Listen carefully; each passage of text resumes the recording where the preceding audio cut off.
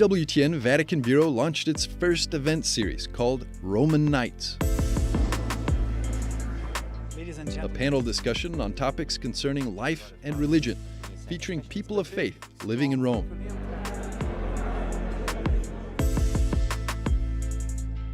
On November the 4th, ambassadors, businessmen, professors, politicians, religious and clergy came together to discuss virtue in the workplace, and the Order of the Holy Sepulchre opened its palace doors to host the event. Roman Nights is part of a special calling. We see ourselves like the order as well in supporting the church, in supporting the Holy Father, and bringing the good news to all the ends of the world. Come from the business world. And how does virtue play a role in fulfilling that calling? Is there room for virtue in the modern workplace?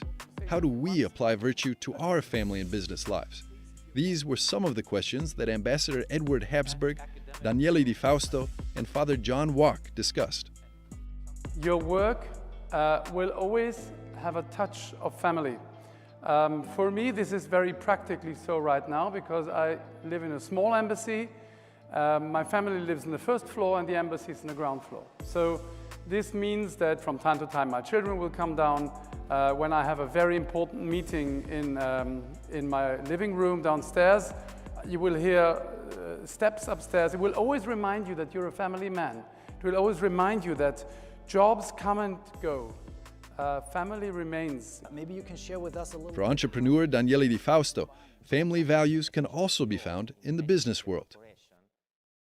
I think that it's a moment where it's so important to be authentic. And so I think that in companies, especially CEO in many big corporations, sometimes have the idea to change their workplace, copying some concept from other companies. And after some time they realize that is not working. And always talking with them say, the company is like a life, it's like a family. So you have your own identity, and it's very important that this organization can be built, designed, and then lived with the concept that identity brings value. And if this concept is embraced, then other things will follow. Father John, let me also ask you, as a priest, but also as a professor, as a media expert, do you think that virtues are still necessary, or are they necessary also for you in doing many things at the same time?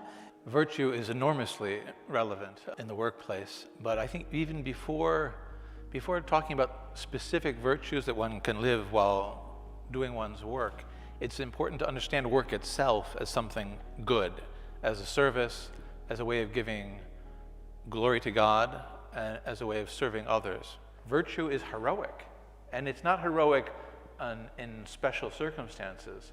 The heroicness of virtue is on display every single day in one's family life and one's daily work.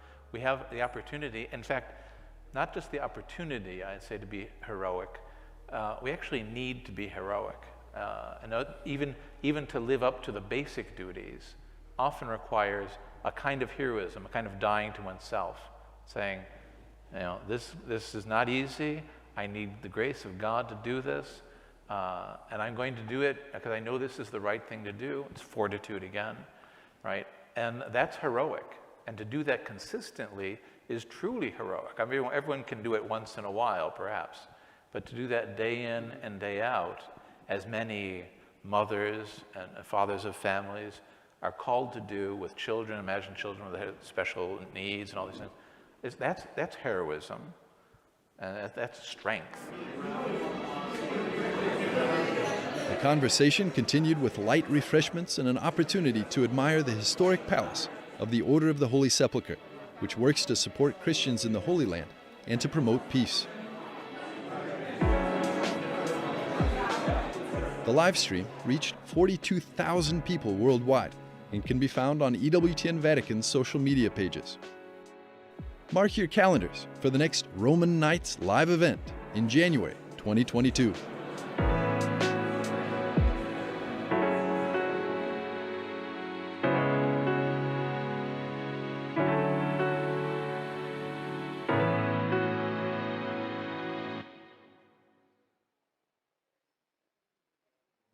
Good evening and welcome back to EWTN's Roman Night. My name is Andreas Thonhauser. I'm the Vatican Bureau Chief for EWTN and I'll be your host for today's discussion. EWTN is a global Catholic television network of 11 international TV stations, radio and online channels around the world. We've been present in Rome for 7 years now, reporting on the most important events around the Pope, the teachings of the Church and also the beauty of the Church. As you just saw, we kicked off the Roman Night series last November as a chance to build community and to talk about fundamental topics related to life and to faith.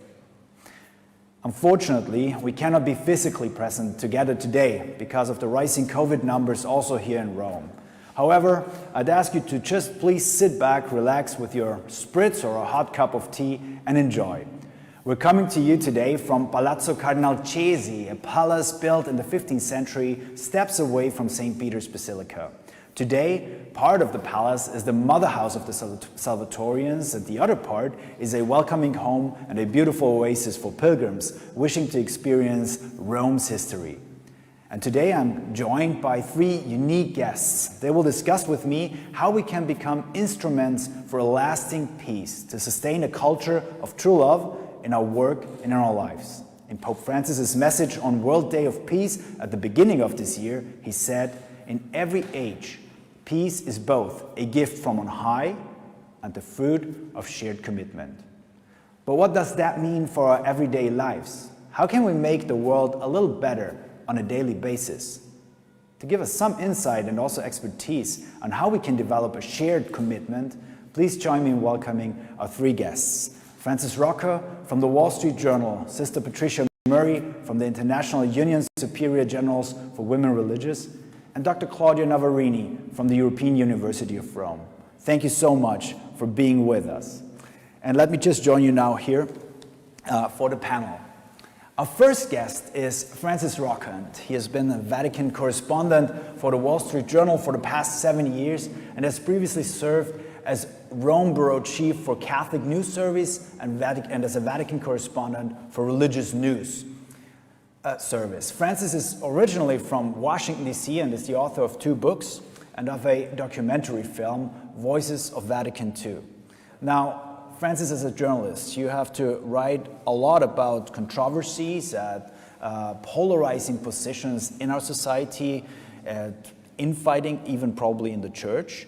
How do you keep up your own peace, and also how do you cope with becoming an instrument for peace, maybe? Well, yes, thank you, Andreas. I'm very glad to be with you all here.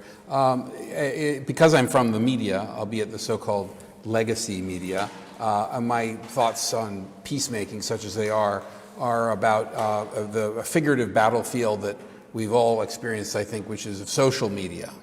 So I prepared a couple thoughts. I wanted to quote from Pope Francis, actually, from his encyclical Fratelli Tutti, which was promulgated in 2020, from the section on digital communication and digital relationships.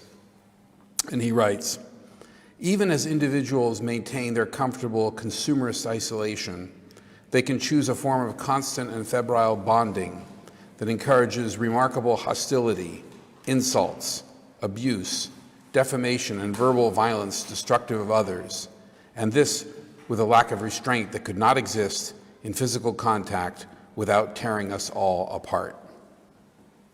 So, and this, unfortunately, squares with much of my experience, and I suspect with some of yours. I mean, to be sure, there are constructive and uplifting aspects of social media. I think above all of baby pictures. Whenever I see a birth announcement online, I feel I know why God has spared these platforms. And of course, it is marvelous to connect with old friends who we might never otherwise have heard from, and even to make new friends online. But too often, really, going online feels like taking part in a huge experiment in mob psychology and scapegoating. The very medium seems to reward and encourage division. Even people who are friends in the physical world can turn into harsh antagonists when they go onto social media. As the Pope writes in somewhat different words, if we spoke to each other in real life the way we do online, we'd be constantly at each other's throats. I mean, literally in many cases. I don't want to be too pessimistic, but it's hard not to fear that this problem is inherent in the medium, that it's a feature, not a bug. On the other hand, for many or even most of us, quitting is not an option. Certainly for me as a journalist, and I'm sure for you, social media applications are an invaluable resource, and I think that's true for people in many occupations, not to mention its value in personal life. So the challenge is in making peace online, so to speak, is to use this tool wisely and constructively. And I can only think that to begin doing that, we have to take the phenomenon seriously and acknowledge the danger that social media presents along with its power for good. Thank you very much. And I think we'll come later also a little bit back to social media, to communications online that are so omnipresent also in our society and today. I remember one of your colleagues once told me that out of 8 stories that he writes on, 7 of those were inspired by Twitter. So that just shows, that might not be true for every journalist, but it just shows how important this medium has become, but also, as you pointed out, that it can become a source of not peace, but the opposite, really war, hopefully in the more, not in a literal sense, but still something that is dividing as well, and it's up to us how we use that. Our next guest, Sister Patricia Murray, Secretary General of the International Union Superiors General, a worldwide canonically approved organization of Superior Generals of Institutes of the Catholic Women. I'm sorry, this came out difficult. Thank you for being with us, Sister Patricia. And I think I can say that you're responsible or coordinating really all women religious around the world in your role, and therefore you have also a lot of insight of what nuns and religious women are doing around the world. And maybe you can tell us a little bit more also how they are contributing as instruments of peace as well. Thank you very much indeed. Yes, indeed, in my role I coordinate and work with sisters all over the world. But I think I'd like to begin this at a personal level, my few words, because I think the Pope outlines the fact that the journey to be a peacemaker begins with yourself. And it starts and it's nurtured within families, within communities, and then in the wider society. And obviously, sisters play a big role in the wider society. But for myself, I've been involved in peace and peace education for decades. And one of the things that always strikes me is that we think we know what peace means because it's a word we use constantly. And in my early studies and reflections, I was very helped by understanding 3 words that I find helpful, first, that refer to peace. First is pax, the pax romana, which meant the absence of violence. But the Greeks referred to eirene, which was the breaking down of barriers. And then the Jews refer to shalom, which is fullness of life for each person at every level and for the whole of the created universe. So those 3 aspects of peace, absence of violence, breaking down barriers, and developing fullness of life, is kind of, I think, the visions that's set before us as Christians and then for us as sisters. Now, I worked in Northern Ireland at the height of the Troubles, and we looked at the role that education could play, and it's personal education and formal education. That education takes place in different levels. One of the things that really struck me in the research that was done in Northern Ireland was you learn your predators by age 7. You have picked up who's the outsider, who's the enemy, who's the person to avoid. So in building trust between, if you like, different people in different societies in order to build this fullness of life, we have to have a vision that differences enrich us. That was the title of a primary school program. Differences enrich us. So how do we deal with difference in our world today? And then at another stage, I've been working in South Sudan, where you have difference in terms of religious difference, also tribal differences. So how do you bring those differences together so that you really see that there's a unity in diversity. And I think that's one of the things that we as sisters try to do, to actually be bridge builders, to help people to learn about each other. Often our stereotyping and our barriers between one another are built because we really don't know and we've never met one another. So it's very important to build bridges between those who see themselves as different or separate or as apart. So there are many examples. If I look at the experience in Northern Ireland, you had sisters working at the grassroots in communities who were helping Catholics and Protestants to come together, to get to know one another, to understand one another's faiths. When you go to South Sudan, you're looking at long tribal differences, and again, in the educational system, for example, in training teachers in South Sudan, bringing members of different tribes together to learn together and to learn to understand one another. Then I can think of sisters working with Buddhist nuns to do something about the environment in a place like Myanmar. So I think wherever we are, we're trying to be bridge builders and to carry people across the divide so that they can build trust with one another and flourish themselves and lead to the flourishing of their communities and their environment. Thank you very much. So peace also is a life of fullness, and it's a fullness. It also brings me to our next guest. Dr. Claudia Navarini is a professor of moral philosophy at the European University of Rome and the coordinator of the Bachelor of Science in Psychological Sciences and Technique since 2015. She is also a scientific board member of the Aristotle Center on Virtues at the University of Genoa, that is to developing philosophical research on what it means to be fulfilled as human beings. Claudia is the author of more than 50 scientific publications, including a recent book entitled Palliative Care and Virtue Development.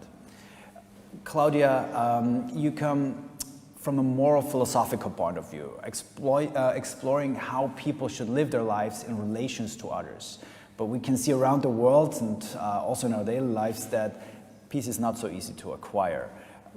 How do you do that?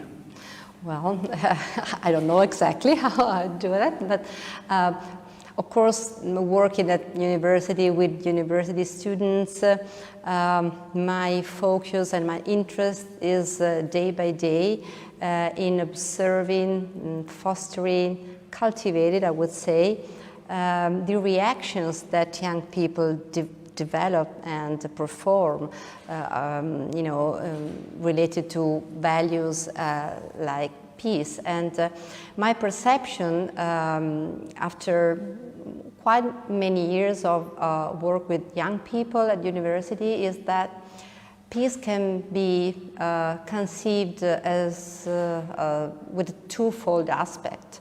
On the one side, peace is a result, an achievement stemming from a series of moral actions, both on a personal and a social level.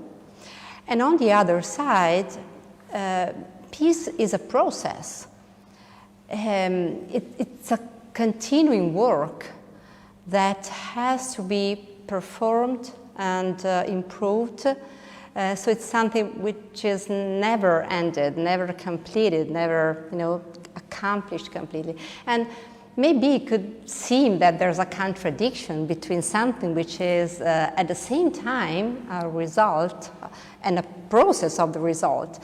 And asking myself how it is possible to have these two aspects together simultaneously realized, I think that I can answer that this is possible because, in my view, peace is a virtue. And I'm firmly, I would say, inclined to think that a virtue-based perspective of peace is actually a convincing one. And this is something maybe we can discuss even more later, but another point I would like to focus on is the idea that peace also has a I would say, an external dimension. So something which has to do with the absence of conflicts, such as wars and political struggles or social violence and so on. But there is also an inner, more spiritual, I would say, aspect, which is characterized by such dispositions, very common, very, I would say, daily ones, like benevolence, like forgiveness, like care, like love, and the capability of managing differences and problems without voluntarily hurting the other. This is part of, I think, actually, this is part of what Jesus in the Gospel says when he addresses peace as something which he gives, not as the world gives us. And I think that sometimes the kind of peace that the world gives is the cold, apparently peaceful indifference to the other. And this is something that I think can be stressed and can be focused on very carefully if we want to get, future generations taking into account very seriously what peace is, not just the mere absence of, I would say, an idea of, challenging one another in a, I would say, explicit way, but also something that has to be interiorized and has to start and to stand very deeply in their souls. But I don't want to go maybe further, and we can have time to, to go further to that, into that later on. Thank you very much, and I think it's really interesting to think about, everybody in their roles where they are in life, in the situations that they find themselves in, how they can actually help to build that kind of peace between people. Maybe also maintain their own peace, right? That's not always so simple. And Francis, what you said also with social media, I witness that often also with friends, maybe even for myself, if you're being heavily criticized on Twitter or Facebook, that you tend to react to that, right? And we hear reports of school children thinking about suicide because they're being mobbed on social media. So I think this is something also, when you think of a world that is maybe becoming, I don't know if you feel like this, but maybe becoming more and more polarized, more black and white, you belong to my camp or not. How do we actually overcome this? How do you try to overcome this if you do? Well, I think in fact, my colleagues have written a lot about this problem with teenagers in various applications, and to some extent, critics have held responsible the companies who run them, and in some cases, the remedies that have been suggested have been taking away the likes, because kids become, not only kids, everybody who uses these things, we all get addicted to getting more likes. It's a kind of little tiny reward every time, and it actually excites our brain. And so there are ways that have been suggested that can modify these applications to do that less. So that's a technological fix for a problem that has a technological dimension. The moral solutions are beyond, are even farther beyond my knowledge. But I think of the philosopher and literary critic René Girard. I'm not an expert in his work, but I know that he said we live in our desire is mimetic. We're always imitating other people's desires, and that leads to rivalry. And the only solution, I think, if I have this right, is to turn the rivals into models, which is in other words, to stop, try to look to other people as models instead of rivals. That's very, very difficult to do because of the way we're built. So I probably a technological solution is a more short-term, realistic fix. Very well, Claudia. Maybe for you the same question. How do you personally, or what do you also recommend, how to tackle this problem? Well, I think that we have to consider the particular times in which we are, living and struggling, which is a pandemic situation that has been stressing actually many issues, both relational and personal ones. For example, a specific point that also Pope Francis mentioned in his speech in the World Peace Day speech this year is the intergenerational dialogue. And I think that, and he also stressed this point, the pandemic situation actually caused more difficulties maybe in this intergenerational dialogue, which is very concrete when you observe how, from my point of view, especially young people, carry on their projects, their way of dealing with each other, of planning things also. Let me just give an example of what I could observe from this point of view. I remember some years ago, I remember my students had to, to carry on a project. They had to analyze a bioethical case, as I usually do in my class, in groups. So they had to form groups and analyze and present these cases. And I remember that there was a mature student. Sometimes elderly also, register and study at university. So there was this mature student that actually has been left behind. So she didn't, she found herself without a group. And so she started asking other groups. So she went to this first group asking if she could join the group. And some of these groups very politely declined her offer, just saying that they had already distributed tasks among the members of the group. That was very polite. But they declined firmly her participation. And then the group that finally included this older student within the group did it after a very, I would say, long discussion, because one, points out that she could slower the group. Very openly, he said, well, maybe you are a problem with our group because you can slower the group, and maybe you are not very familiar with computer technology, so maybe this is a problem to us. We could get lower marks and so on. So at the very end, they did their work with this person.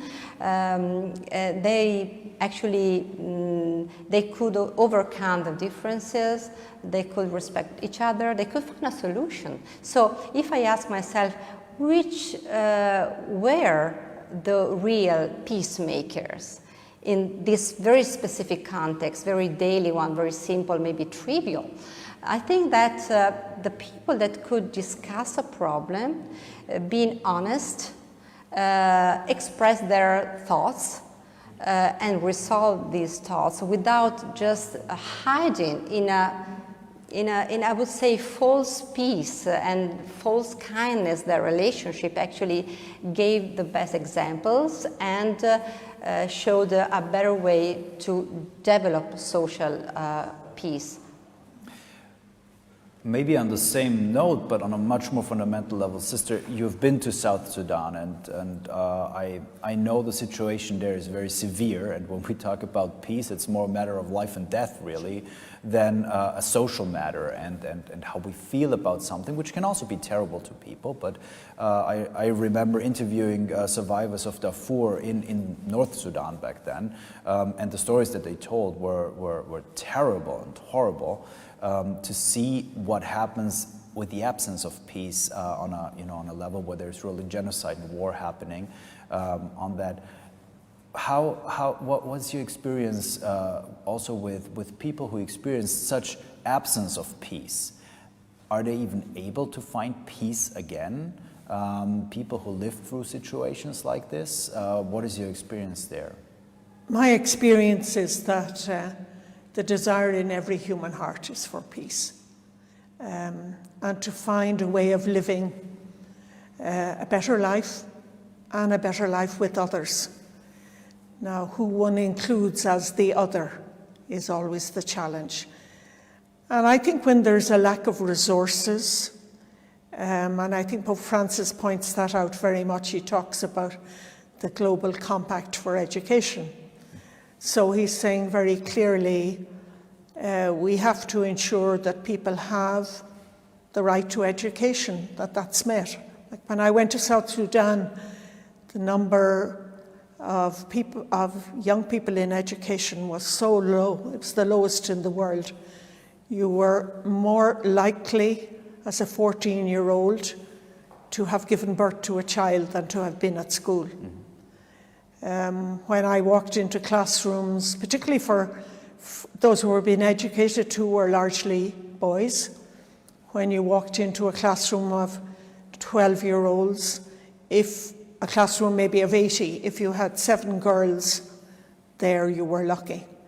So it made you see very clearly that in order to develop the fullness of life that the gospel speaks about, that you have to have access, Pope Francis would say, to the means so that you develop as a mature human being. And I liked what you said, Claudia, about, the virtue of peace. You learn peace. It's something, how do you learn it? It's something external, and obviously you needed no fighting in South Sudan to begin a process of building peace internally within every individual. And I think that comes in some way through reflection rather than reaction. So you have to learn to interiorize both your values and how you make choices, or how you discern what you're going to do. Because all of us live in and have come across situations where we feel hurt or wounded or excluded, and it's how we react. So how do you frame the context? How do you see yourself as a human being acting in a social situation?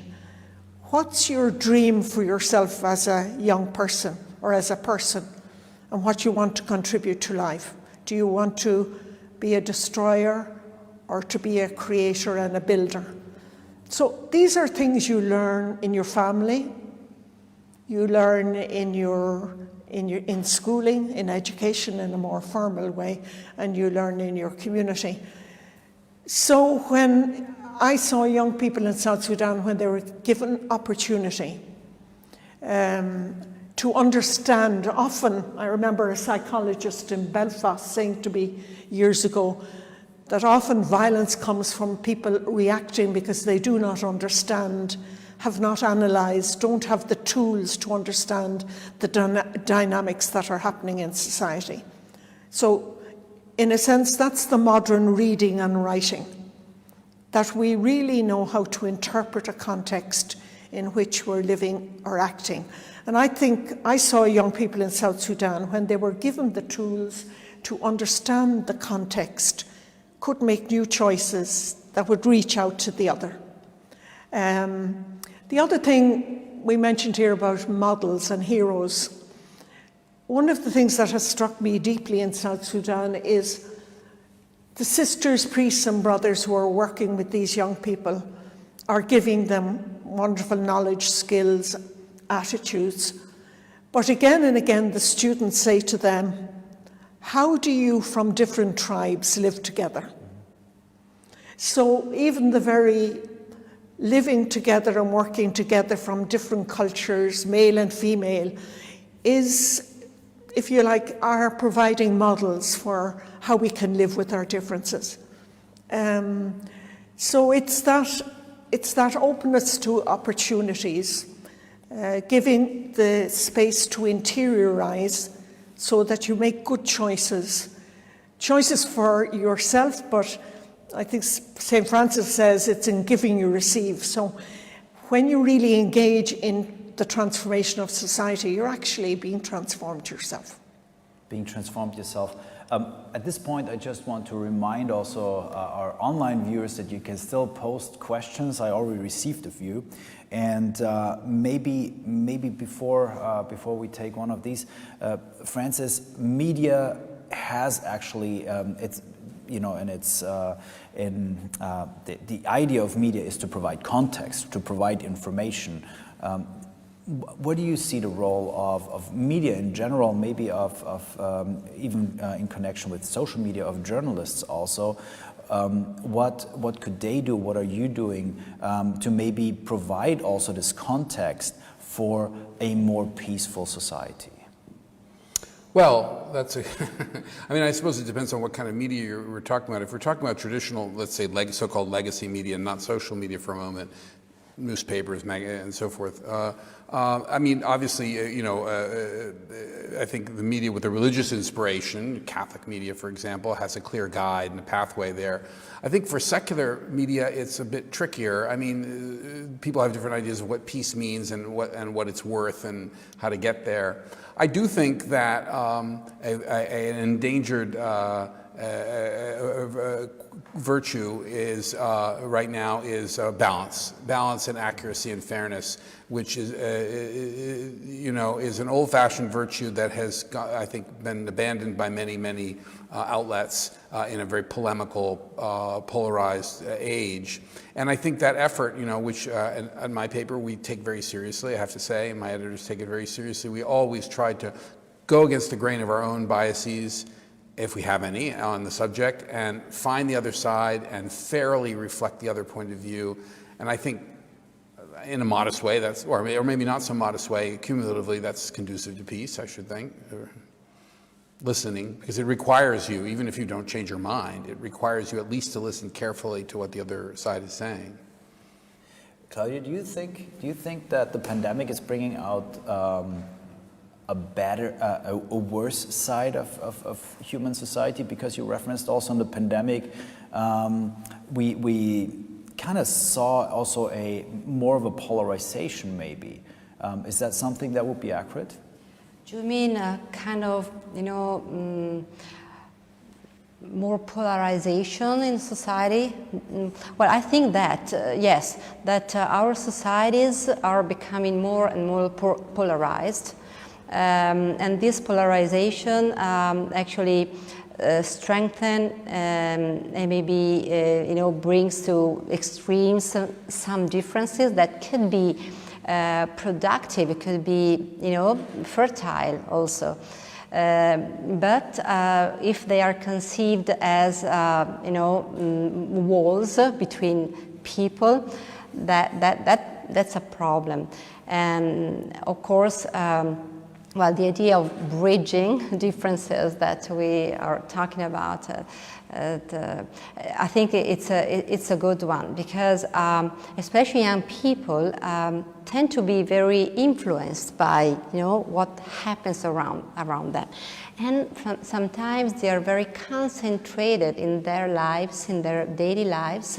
Sometimes they cannot stand, they cannot accept, you know, even little, I would say, problems like changing their plans, dealing with something different from them, with different points of view. And so the idea of being able to cultivate, to develop in terms of a moral process, a perspective that allowed them to, you know, step, I would say, a little bit forward and try to detach their actual feelings, emotions, the strongest one, and try to think a little bit about the context, about the, you know, the way the other people can be, can feel things. So I think the one exercise which is very useful in order to, you know, to teach and to help people grow is the capability of, you know, sharing the the different point, the different perspective of the other person, which does not mean to abandon one's point of view and one's perspective and one's motivations to share a specific point, but to try to find the other reasons, to try to share the context and the different motives that can be behind another perspective. This walking in someone else's shoes also. Yeah, sure. Yeah. Maybe it's normal. We can see, we all know that this is something right to do, and it's a kind of civility way of but it's not that easy to really concretely perform this kind of perspective. So, which, I'm sorry for interrupting, but which brings me actually to, unfortunately, already my last question for a format, which I received also is sort of, and you hinted at this, right? Your personal tricks or your personal strategies also to maintain your own peace, right? We all have to deal with difficult situations in our lives, of course. So how do you maintain your own peace? Maybe Claudia, if you go first, and then we sure. follow through, but very briefly, yes.